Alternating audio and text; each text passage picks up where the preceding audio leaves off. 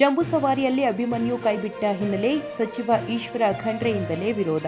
ದಸರಾದಲ್ಲಿ ಪಾಲ್ಗೊಳ್ಳುವ ಆನೆಗಳ ಬಗ್ಗೆ ರಾಜ್ಯದ ಜನತೆಗೆ ಅವಿನಾಭಾವ ಸಂಬಂಧವಿದೆ. ಚಿನ್ನದ ಅಂಬಾರಿ ಹೊರುವ ಆನೆಗಳ ಬಗ್ಗೆಯಂತೂ ವಿಶೇಷ ಪ್ರೀತಿ ಇದೆ. ಈ ಬಾರಿ ದಸರಾ ಮಹೋತ್ಸವದಿಂದ ಕ್ಯಾಪ್ಟನ್ ಅಭಿಮನ್ಯುವನ್ನು ಕೈಬಿಟ್ಟಿರುವುದು ಲಕ್ಷಾಂತರ ಅಭಿಮಾನಿಗಳಿಗೆ ಆಘಾತ ತಂದಿದೆ.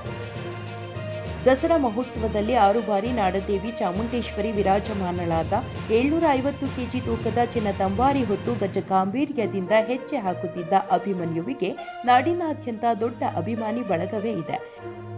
ಏಕಾಏಕಿ ಅಭಿಮನ್ಯುವನ್ನು ದಸರಾ ಮಹೋತ್ಸವದಿಂದ ಹೊರಗಿಡುವ ಬದಲು ನಿಶಾನೆ ಆನೆಯಾಗಿ ಬಳಸಿ ಗೌರವಪೂರ್ವಕವಾಗಿ ಮತ್ತು ರಾಜೋಚಿತವಾಗಿ ಬೀಳ್ಕೊಡುಗೆ ನೀಡಬೇಕು ಎಂಬುದು ನನ್ನ ಅಭಿಪ್ರಾಯವಾಗಿದೆ.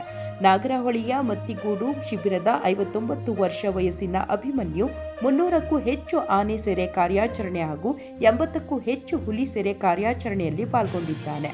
6 ಬಾರಿ ಅಂಬಾರಿ ಹೊತ್ತು ರಾಜ್ಯದ ಜನರ ಹೃದಯದಲ್ಲಿ ನೆಲೆಸಿದ್ದಾನೆ ಎಂದು ತಿಳಿಸಿದ್ದಾರೆ.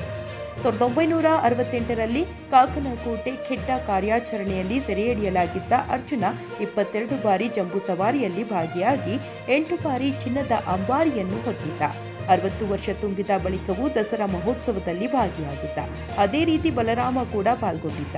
ಈ ಗೌರವವನ್ನು ಅಭಿಮನ್ಯುವಿಗೂ ನೀಡಿ ಗೌರವಪೂರ್ವಕವಾಗಿ ಬೀಳ್ಕೊಡುಗೆ ನೀಡುವಂತೆ ಮತ್ತೊಮ್ಮೆ ಕೋರುತ್ತೇನೆ. ಹಾಲಿ ಅರಣ್ಯ ಸಚಿವ ರಾಮಲಿಂಗಾರೆಡ್ಡಿಗೆ ಪತ್ರ ಬರೆದ ಮಾಜಿ ಅರಣ್ಯ ಸಚಿವ ಈಶ್ವರ ಖಂಡ್ರೆ.